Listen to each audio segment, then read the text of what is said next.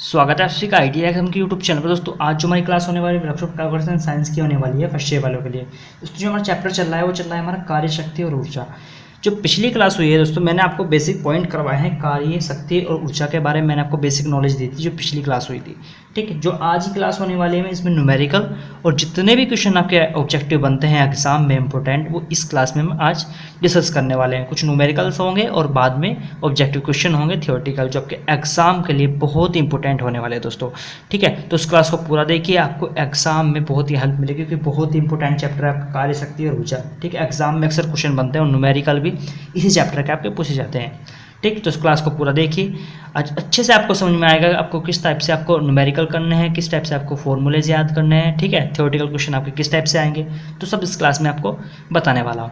ठीक, तो क्लास पे बने रहिए। तो चलिए दोस्तों आज की क्लास हम स्टार्ट करते हैं। क्लास स्टार्ट करने से पहले कि मैं आपको बता देता हूँ कि हमारे चैनल पर आईटी एग्जाम के लिए ऑनलाइन तैयारी कराई जाती है। अगर आप चैनल पर नए हो और अभी तक आप चैनल के साथ नहीं जुड़े हैं तो चैनल को सब्सक्राइब कर लें और चैनल के साथ दोस्तों पहले आप जुड़ जाइए। ठीक है, तो चलिए आज की क्लास स्टार्ट करते हैं। दोस्तों पहला क्वेश्चन देखिए आप लोगों के सामने आ चुका होगा।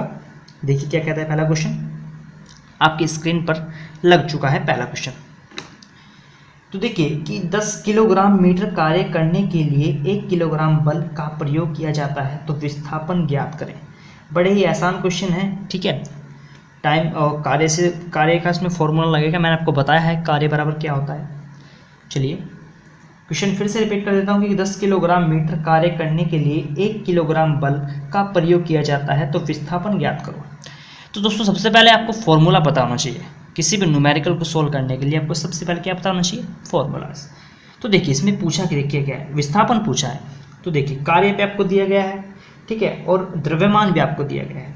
यानी कि सबसे पहले देख लेता हूँ एम कितना जो आपका कार्य बराबर होता कैसे। पहले मैं फॉर्मूला लिख देता हूँ, कार्य बराबर बल गुना विस्थापन,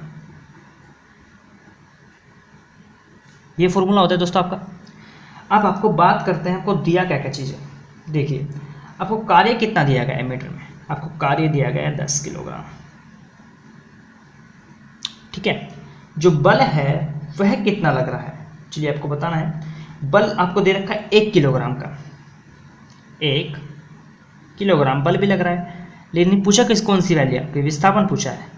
ठीक, अब विस्थापन कैसे निकालेंगे, ये है आपका विस्थापन, आपको विस्थापन की वैल्यू निकालनी है। तो ये बल यहाँ पर क्या कर रहा है, इस बल को हम कार्य के नीचे ले जाएंगे इस टाइप से, ये इस टाइप से घूमकर इसके नीचे आ जाएगा। ठीक, तो कैसे हो जाएगा, यहाँ पर लिख देता हूँ कार्य अपॉन में बल, ये बल आप घूमकर इसके नीचे आ जाएगा, बराबर में क्या रह जाएगा, विस्थापन। ठीक है, विस्थापन रह चुका है। अच्छा अब बात करते हैं इसकी वैल्यू की पुट करने के बारे में। इसकी वैल्यू पुट कर देते हैं यहाँ पर। कार्य कितना है आपका 10, बल कितना लग रहा है 1 किलोग्राम।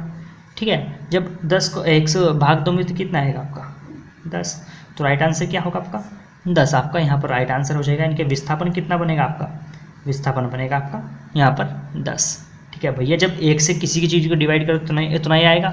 ठीक है, तो कितना है आपका 10 आया, राइट आंसर क्या होगा आपका 10, इनके विस्थापन कितना होगा आपका 10। ठीक है, ये होगा दोस्तों आपका मीटर में। ठीक है, किसमें होगा आपका मीटर में, क्योंकि विस्थापन होता है हमेशा मीटर में होता है, मीटर में आपका ये राइट आंसर आएगा। ठीक है, 10 मीटर। अच्छा चलिए सेकंड क्वेश्चन आप लोगों के सामने लग चुका है। देखिए क्या कहता है सेकंड क्वेश्चन, आपको राइट आंसर बताना है सेकंड क्वेश्चन का। आप चाहे तो वीडियो पॉज कीजिए और क्वेश्चन को सॉल्व कर सकते हैं। तो देखिए क्या कहता है कि 3.7 मीटर की ऊंचाई से 36.3 जो न्यूटन दे रखा है, एन बराबर न्यूटन है, की वस्तु को उठाने के लिए आवश्यक कार्य की गणना कीजिए। चलिए आपको बताना है राइट आंसर क्या होगा। तो देखिए मैं आपको सॉल्व करके दिखाता हूँ, आप चाहे तो वीडियो पॉज कीजिए और क्वेश्चन को सॉल्व कर सकते हैं। तो देखिए इसमें क्वेश्चन में क्या दिएगा, वस्तु को उठाने में लगा बल कितना है, यहाँ पर लिख देता हूँ, वस्तु को उठाने में लगा बल कितना दे रखा है आपको, वस्तु को उठाने में जो बल है वो कितना दे रखा है आपको 36.3 न्यूटन। यही तो दे रखा है आपको, ठीक। अच्छा, ये आपका पहला क्वेश्चन हो चुका है और ये सेकंड क्वेश्चन हमारा चल रहा है, ठीक है। चलिए, अब आपको सेकंड वैल्यू क्या दी गई है, ऊंचाई कितनी दी गई है आपको, हाइट। अगर मैं बात करूँ ऊंचाई के बारे में, ऊंचाई कितनी दी गई है आपको बताइए, 3.7 मीटर। मीटर में तो दी गई है, हाँ। अच्छा, अब सिंपल है, कार्य का फॉर्मूला लगा देते हैं। कार्य बराबर मालूम, कार्य बराबर होगा आपका बल गुना विस्थापन। ये तो आपका फॉर्मूला होता है। या फिर विस्थापन को लिख सकते हैं हम दूरी, जो कि क्या है हमारे पास 3.7 मीटर, ठीक। तो बल कितना लग रहा है आपको, कार्य तो पूछा है, बल कितना लग रहा है भाई, बल की वैल्यू कितनी दे रखी है 36.3 गुना में विस्थापन कितना दे रखा है, दूरी कितनी है 3.7। अच्छा, जब मैं इसकी मल्टीप्लाई करूँगा तो कैसा होगा, अब सिंपल है, इसको सोल्व कर यहाँ पर कर लेता हूँ, 36, 3 और 37, इसकी मल्टीप्लाई करूँगा तो यहाँ पर एक, यहाँ पर 25 बन जाएगा आपका 9, मेरे 3 के बाद 3 छंग 18 है, बन जाएगा यहाँ से 3 3 और 1 10, ये 1, ये 13, 8 5 13 1, ये बन जाएगा 14, ये आपका 3 यहाँ पर है। तो ये वैल्यू आ जाएगा आपकी 13 पॉइंट, तो छोड़ के पॉइंट, तो ये आपका राइट आंसर बनेगा आपका जूल में, आपका राइट आंसर होगा। अच्छा, एक बात बताऊं, 1 न्यूटन मीटर बराबर 1 जूल क्या होता है, ठीक है। ये न्यूटन में आएगा तो 1 न्यूटन मीटर बराबर किसके होता है, 1 जूल क्या होगा, ठीक है। तो 134.31 जूल आपका यहाँ पर राइट आंसर हो जाएगा, ठीक है। आप इसकी मल्टीप्लाई करके निकाल सकते हैं। तो बड़ा ही आसान क्वेश्चन था, सिर्फ वैल्यू पुट करनी है आपको सिर्फ फॉर्मूला याद होना चाहिए, ठीक है। बाकी आप सब कुछ सॉल्व कर सकते हैं। इसमें जो मेन मुद्दा है वो सिर्फ फॉर्मूले के ऊपर ही है, ठीक है। आपको एग्जाम में फॉर्मूला तो भैया आपको याद करके जाना होगा, ठीक है। चलिए, अब बात कर लेते हैं अगले क्वेश्चन के बारे में। तो अगला क्वेश्चन आप लोग स्क्रीन पर लग चुका है, आपको सॉल्व करना है। चलिए, अगला क्वेश्चन बताइए दोस्तों, वीडियो को पॉज कर सकते हैं और क्वेश्चन को आप सॉल्व कर सकते हैं, ठीक है। चलिए, अब मैं बताता हूँ क्वेश्चन क्या था, क्या है बताओ। चलिए, कि 200 लीटर जल को 6 मीटर की ऊंचाई तक उठाने में कृत कार्य की गणना कीजिए। इसने पूछा है आपको जो कार्य होगा कितना होगा। चलिए, राइट आंसर बताइए। अभी सिर्फ हम कार्य पर 2-3 क्वेश्चन कर लेते हैं, उसके बाद हम शक्ति पर भी कार्य करें। शक्ति पर जो न्यूमेरिकल्स बनते हैं वो अलग अलग, जितने भी आपके ऊर्जा पर न्यूमेरिकल्स बनते हैं, गतिज ऊर्जा पर, स्थितिज ऊर्जा, सब टाइप के क्वेश्चन करेंगे। लेकिन 2-3 क्वेश्चन पहले कार्य के देख लेते हैं, क्योंकि अलग अलग टाइप से क्वेश्चन बनते हैं कार्य से रिलेटेड, ठीक। तो देखिए, तीसरा क्वेश्चन देख लेते हैं दोस्तों, क्या था, क्या है आपका तीसरा क्वेश्चन आपका, 200 लीटर जल को 6 मीटर की ऊंचाई तक उठाने में कृत कार्य की गणना कीजिए। तो देखिए, जल का भार आपको कितना दे रखा है, जल का भार कितना दे रखा है आपको 200, आपको लीटर में दे रखा है, लीटर में। अच्छा, एक बात बताइए, 1 लीटर बराबर कितने किलोग्राम के होता है। आप जाहिर सी बात आप कहेंगे कि 1 किलोग्राम के बराबर, तो यहाँ पर 200 लीटर दे रखा है तो 200 किलोग्राम के बराबर होगा, ठीक है। इतना लिख सकता हूँ मैं, तो किलोग्राम में मेरा आ गया। अच्छा, ऊंचाई कितनी दे रखी है आपको 6 मीटर, यानी कि h कितना दे रखा है आपको 6 मीटर। अच्छा, पूछा क्या आपको, कार्य पूछा है, तो कार्य बराबर लगा देते हैं भैया, कार्य बराबर का बल गुना विस्थापन लिख लीजिए, चाहे आप दूरी लिख सकते हैं, ठीक। तो बल कितना है आपका, बल कितना लग रहा है आपको 200 किलोग्राम गुना में दूरी कितनी है 6 मीटर।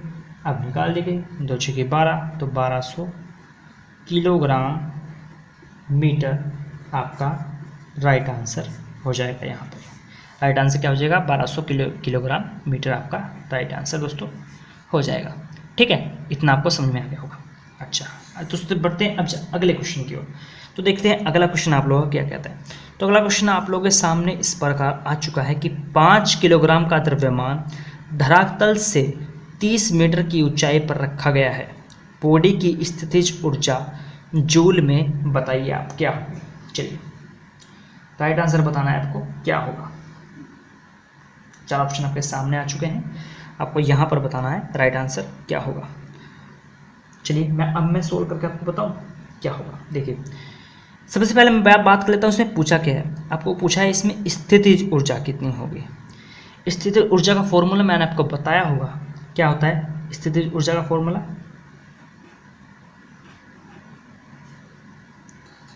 ऊर्जा, या बात करूँ मैं इसे पोटेंशियल एनर्जी बात कह सकता हूँ मैं इसको इंग्लिश में। तो उसका जो फॉर्मूला बनता है दोस्तों वो होता है आपका mgh, ये इसका फॉर्मूला होता है। अच्छा आपको दिया क्या है, m की वैल्यू कितनी दी गई है आपको, 5 किलोग्राम का द्रव्यमान है, और जो हाइट है h कितना दिया गया है आपको, वो दी गई है आपको 30 मीटर। ठीक है, तो पोटेंशियल आपको एनर्जी पूछी है। अब आप कहेंगे कि इसमें g की वैल्यू तो भैया दी गई नहीं, g की वैल्यू तो मैं आपको बता दूं जो g की वैल्यू हमेशा फिक्स होती है, वो कितनी होती है मैंने आपको बताया है, जो पिछली क्लास हुई है इसमें g की वैल्यू कितनी होती है दोस्तों, 9.8 मीटर पर सेकंड स्क्वायर। ठीक है, ये आपकी जो आपके g का मान होता है ये आपका होता है। ठीक है, आपको इतना ध्यान रखना है। ठीक है दोस्तों, चलिए अब बात कर लेते हैं मैं आपको इसके सॉल्व के बारे में। इसको सॉल्व कैसे करेंगे, देखिए mgh लिख रखा है, इसमें गुना में है तो कितना आएगा, यहाँ पे लिखते हो mgh।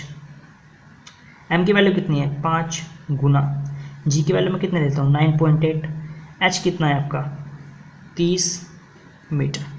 अच्छा जब मैं यहाँ से पॉइंट हटाऊंगा तो नीचे कितना जाएगा 10, एक पॉइंट हटाया 10 आया, और इस जीरो से मैं इस जीरो को कैंसिल कर दूंगा। अब जब इन तीनों की मैं आपस में अगर गुना करूँ तो कितना आएगा, अगर मैं इन दोनों की गुना करता हूँ आपस में तो लिख देते हैं 98, और ये 5 है 15, तो अगर मैं इसकी मल्टीप्लाई करूँगा तो ये आएगा दोस्तों आपका 1470। राइट आंसर क्या होगा आपका 1470, आपका यहाँ पर राइट आंसर हो जाएगा। ठीक है, इतना आपको ध्यान रखना है। आपको मैंने आपको बताया सिर्फ फॉर्मूला आपको ध्यान रखना होगा। ठीक है, जिससे स्थिति ऊर्जा का फॉर्मूला क्या हो जाएगा mgh। अच्छा अब सेकंड क्वेश्चन बनता है जो आपका, अब बताया आपका पोटेंशियल काइनेटिक ऊर्जा पर, यानी कि गतिज ऊर्जा पर आपका न्यूमेरिकल आने वाला है। देखिए क्वेश्चन आप लोगों के सामने लग चुका है। देखिए क्या कहता है कि 5 ग्राम का एक द्रव्यमान 500 मीटर प्रति सेकंड के निरंतर वेग से घूम रहा है, तो उसकी गतिज ऊर्जा पूछी आपसे। ठीक है, इस बार क्या पूछा है आपको, गतिज ऊर्जा। यहाँ पे लिख देता हूँ गतिज ऊर्जा, इसको क्या बोलते हैं, काइनेटिक एनर्जी। अच्छा इसका फॉर्मूला मैं आपको बताऊं तो वो होता है दोस्तों हाफ mv²। ठीक है, हाफ mv², जैसा कि मैंने आपको पहले भी जो बेसिक पॉइंट करवाया उसमें मैंने आपको बताया है गतिज ऊर्जा का फॉर्मूला। ठीक, अच्छा अब बात कर लेते हैं इसके जो वैल्यूज दे रखी है कि कितनी कितनी दे रखी है। तो जो द्रव्यमान दे रखा है दोस्तों आपको m कितना दे रखा है 5 ग्राम दे रखा है। अब नोट पॉइंट जो मेन पॉइंट है वो ध्यान में रखने वाला बात है, जो v दे रखा है आपको वो कितना देखा है 500 मीटर पर सेकेंड। ठीक है, अच्छा जो आपको जो ये मान दे रखा है आपको, जो m की वैल्यू आपको दी हुई है यहाँ पर देखिए m की वैल्यू दी गई है आपकी, ये किस में है ग्राम में, इसको हमें किलोग्राम में बदलना होगा। अब इसको किलोग्राम में कैसे बदलेंगे, तो आपको 1000 से इसको भाग देना होगा। आप किस में बदलेंगे, किलोग्राम में। ठीक है, आपको किलोग्राम में ही आपको m की वैल्यू देनी है। हालांकि आपको एग्जाम में 5 किलोग्राम भी दे सकता है वो, लेकिन इसमें कितना दिया गया है आपको 5 ग्राम। अगर ग्राम है तो किस में बदलनी है मैंने, किलोग्राम में, तो ये हो गया 5/1000 किलोग्राम। ठीक, अब इसमें उठाकर वैल्यू पुट कर देते हैं। अब देखिए वैल्यू कैसे पुट करेंगे, ये आपका 1/2 जो का तो हो गया, गुना में m की वैल्यू कितनी दिखी है 5/1000, अब गुना में 500। यहाँ पर देखिए v² है, यानी कि v को 2 बार लिखा गया है, v गुना v, तभी तो v² बनता है। तो क्यों ना मैं इसको 500 गुना 500 लिख लेता हूँ, क्योंकि v की वैल्यू दी गई है, v² दे रखा है, 2 बार दे रखा है v, तो कितना आ गया 500 गुना 500। तो एक जीरो से एक जीरो, इस जीरो से ये जीरो, और ये जीरो से ये जीरो, और 2 से ये 25 बार में कट जाएगा, ये हो जाएगा 25 पंजे 125, यानी कि 25 25 625। आपका राइट आंसर कितना हो जाएगा 625, यानी कि 625 जूल में आएगा ये। ठीक है, ऑप्शन ए के साथ यहाँ पर आपका राइट आंसर जाएगा। ठीक है, एक 625 यहाँ पर आपका राइट आंसर हो जाएगा। इतना समझ में आ गया होगा, ठीक है। अच्छा चलिए बढ़ते हैं आपके अगले क्वेश्चन की ओर। तो अगला क्वेश्चन देख लेते हैं क्या कहता है। तो अगला क्वेश्चन आप लोगों के सामने लग चुका होगा कि एक क्रेन द्वारा 30 सेकंड में 15 किलो न्यूटन मीटर का कार्य किया गया, इसकी शक्ति किलोवाट में क्या होगी। अब इसमें शक्ति पूछी है, पिछली बार अब कार्य पर क्वेश्चन चल रहा था, आपकी इसमें शक्ति पर आ गया। अब जो शक्ति बराबर मैंने आपको बताया है फॉर्मूला कि क्या होता है, शक्ति बराबर क्या होता है, वो होता है दोस्तों आपका कार्य अपॉन समय। ये आपका फॉर्मूला होता है जो मैंने आपको बताया, ठीक। अब इसमें वैल्यू देख लेते हैं क्या दे रखा है। जो वर्क दे रखा है, जो कार्य दे रखा है वो कितना हो रहा है। चलिए दोस्तों बताइए, जो आपको वर्क हो रहा है वो कार्य कितना हो रहा है। तो जो कार्य हो रहा है W बराबर तो दे रखा है आपको 15 किलो न्यूटन, ठीक है। और जो आपका टाइम दे रखा है वो दे रखा है आपको 30 सेकंड, ठीक। अच्छा जब इसकी वैल्यू पुट करेंगे तो यहाँ पर बनेगा आपका कार्य की वैल्यू कितनी है 15, और जो टी है आपका टाइम कितना है आपका 30, यानी कि जब इसको डिवाइड करूँगा तो ये हो जाएगा दोस्तों 15 1/2। 1/2 आंसर में है या नहीं, नहीं है तो 0.5 तो होगा। तो जब इसको डिवाइड करूँगा मैं तो कितना आएगा 0.5, यानी कि 0.5 किलो वाट, ठीक है। आपका राइट आंसर हो जाएगा, क्योंकि जो शक्ति का मात्रक होता है वो किस में होता है, वह वाट में होता है। तो इतना आपको समझ में आ गया होगा। शक्ति पर आपका न्यूमेरिकल हो चुका है कंप्लीट। अच्छा अब बढ़ते हैं अगले टाइप की ओर, अगले क्वेश्चन की ओर। तो क्वेश्चन दे देता हूँ मैं एक। W बराबर आपको दे रखा है 750 जूल, आपको सोल्व करना है। और T दे रखा है आपको 10 सेकेंड। तो P आपको निकालना है। चलिए निकालिए, बड़ा ही आसान क्वेश्चन है। वीडियो को पॉज कीजिए और क्वेश्चन को सोल्व कीजिए। चलिए दोस्तों बताइए।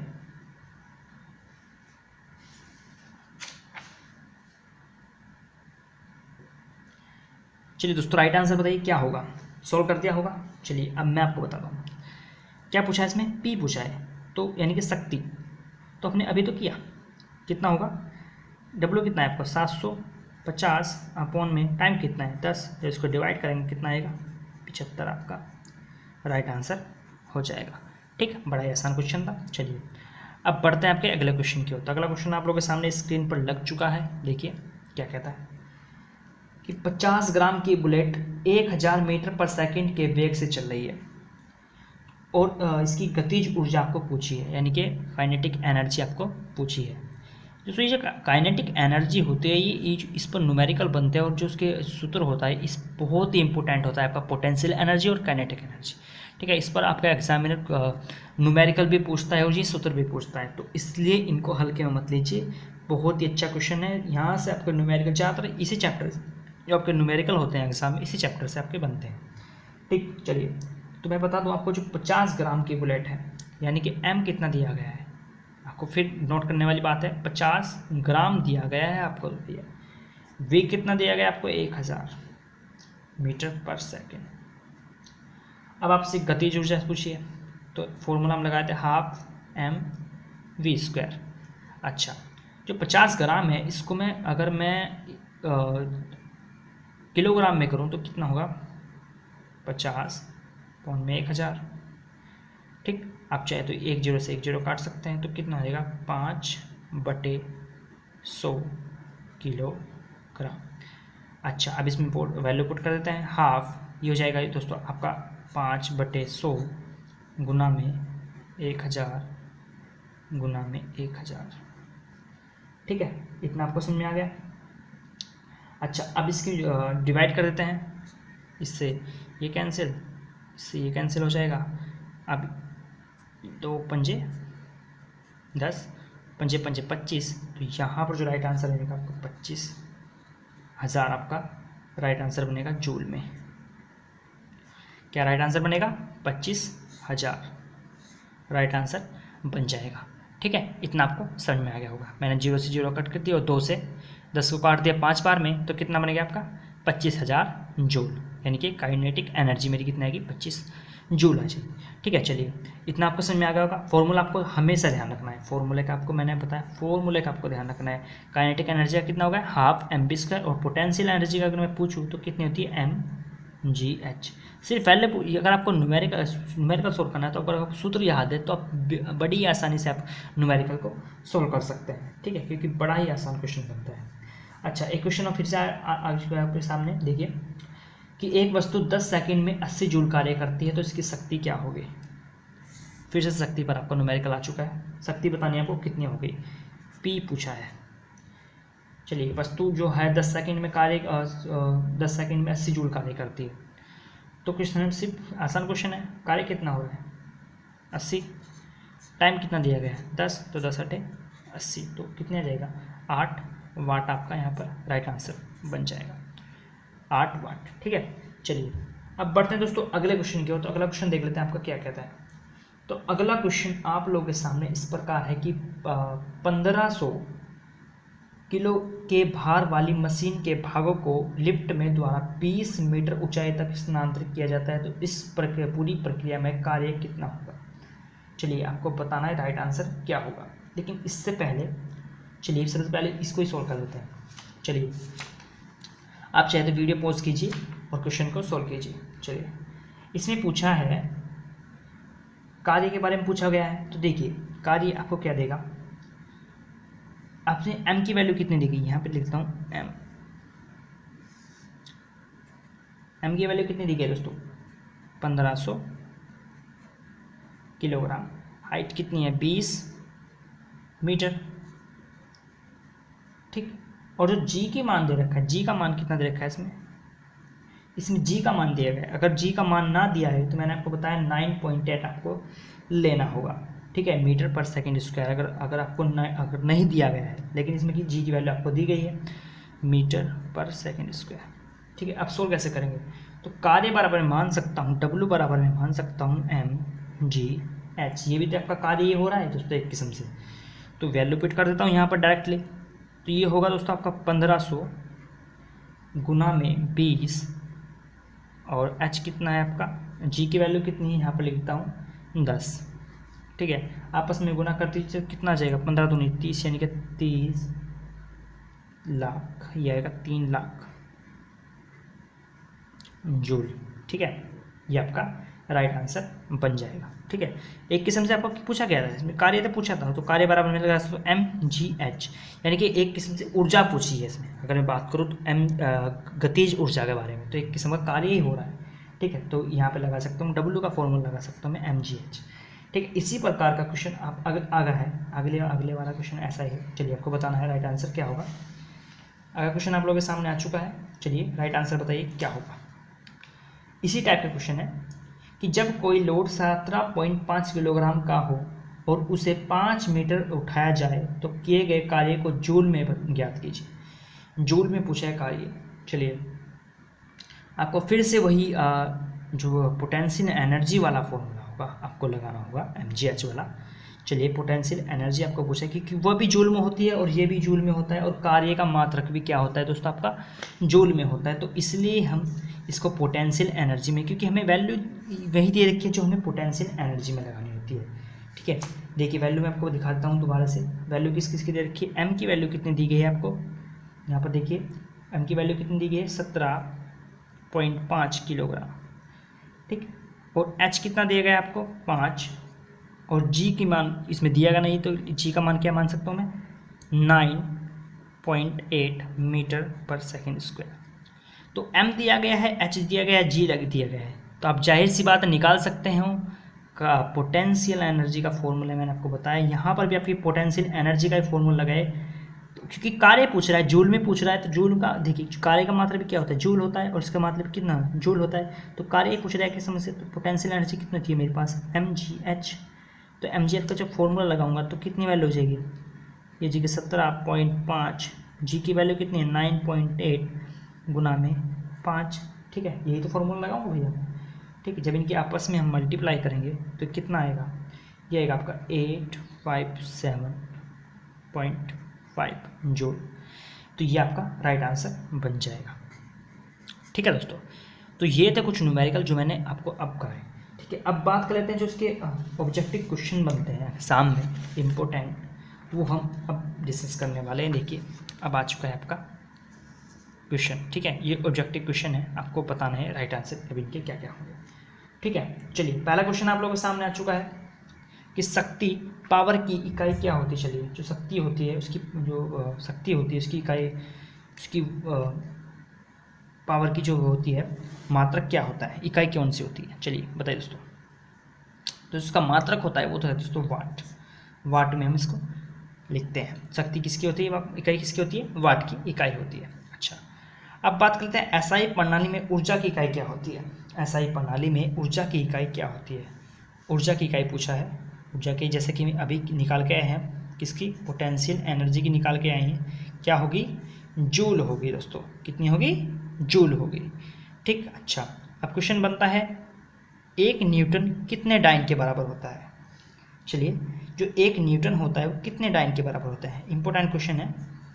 जितने भी क्वेश्चन आपके इंपॉर्टेंट है पूछे गए हैं, एनसीईआरटी 2017 में पूछा गया है, एनसीईआरटी 2015 में, एनसीईआरटी 2016 में सब पूछे गए क्वेश्चन। तो यहाँ पर जो राइट आंसर होगा ऑप्शन नंबर सी के साथ जाएगा, 10⁵ डाइन होगा। 1 न्यूटन बराबर किसका होगा, 10⁵ डाइन के बराबर। ठीक है, चलिए तो जो आपका ऊष्मा के संचारण की विधि है, इसमें पूछा है ऊष्मा के संचारण की विधि कौन सी है। चलिए आपको बताना है राइट आंसर क्या होगा दोस्तों। ऊष्मा के संचारण की विधि आपसे इसमें पूछा गया है। ऑप्शन ए है कंडक्शन, कन्वेक्शन या फिर रेडिएशन या फिर ये सभी। चलिए 4 ऑप्शन आपके सामने, आपको राइट आंसर बताना है दोस्तों। राइट आंसर किसके साथ यहाँ पर जाएगा, तो यहाँ पर जो राइट आंसर है, ये जो विधि है वो तो तीनों ही है, तो यहाँ पर ये सभी आपका यहाँ पर राइट आंसर हो जाएगा। ठीक, चलिए अब नेक्स्ट क्वेश्चन है कि डीसी वोल्टेज की आवृत्ति होती है, उच्च होती है, एक होती है, निम्न होती है, फिर शून्य होती है। ये डीसी वोल्टेज पूछा है, उसमें आपको एसी का बताना है, एसी वोल्टेज की कितनी होती है। चलिए मैंने आपको बता रखा है, एसी की बता रखा है। चलिए जो डीसी की होती है वो दोस्तों शून्य होती है। यहाँ पर डीसी कैसी होती है, शून्य होती है। और जो एसी की फ्रिक्वेंसी होती है, आवृत्ति होती है, वो 50 हर्ट्ज होती है। ठीक है, 50 हर्ट्ज होती है हमारे इंडिया में की बात करूँ तो मैं, ठीक है, 50 साइकिल पर सेकंड होती है, यानी कि 50 साइकिल पर सेकंड होती है। ठीक है, चलिए नेक्स्ट क्वेश्चन आप लोगों के सामने है कि आउटपुट कार्य और इनपुट कार्य के अनुपात को क्या कहते हैं। चलिए 2014 में पूछा गया क्वेश्चन है एनसीईआरटी के द्वारा, आउटपुट कार्य और इनपुट कार्य को क्या कहते हैं। चलिए दोस्तों बताइए, तो वो होता है आपका दक्षता। क्या होता है दोस्तों, आपको दक्षता हम इसको बोलते हैं आउटपुट और इनपुट के, यानी कि आउटपुट हो गया, यहाँ पर आपका न्यूमेरिकल सूत्र भी बन जाता है, तो इनपुट बराबर किसका होता है, दक्षता के बराबर होता है। तो ये था आपका आउटपुट और इनपुट। ठीक है, तो ये थे कुछ टॉप क्वेश्चन जो हमने इस क्लास में डिस्कस करे। तो ये जो चैप्टर है आपका हो चुका है दोस्तों आपका कंप्लीट। ठीक है, अब जो नया चैप्टर होगा आपका, अब वो देखते हैं क्या आता है। ठीक है, अगला जो चैप्टर होगा उसमें शायद आपका अलजेब्रा स्टार्ट करने वाला हूँ मैं। ठीक है, अलजेब्रा हम अगली क्लास में पढ़ेंगे। और इस चैप्टर से तो बहुत ही इंपॉर्टेंट चैप्टर है, आपका एग्जाम में क्वेश्चन 2 से 3 4 क्वेश्चन यहाँ पे बन जाते हैं, 4 से 5 क्वेश्चन कभी भी पूछे जाते हैं, क्योंकि न्यूमेरिकल ज़्यादातर इसी चैप्टर से पूछे जाते हैं। ठीक है, और ऑब्जेक्टिव क्वेश्चन भी बहुत अच्छे बनते हैं। तो दोस्तों ये थी आज की क्लास, कैसी लगी आपको, अच्छी लगी हो तो लाइक कीजिए, अपने दोस्तों में इस क्लास को शेयर जरूर करें, और चैनल पर नए हो चैनल को सब्सक्राइब जरूर करें। तो दोस्तों मिलते हैं अगली क्लास में, आज के लिए इतना ही, धन्यवाद।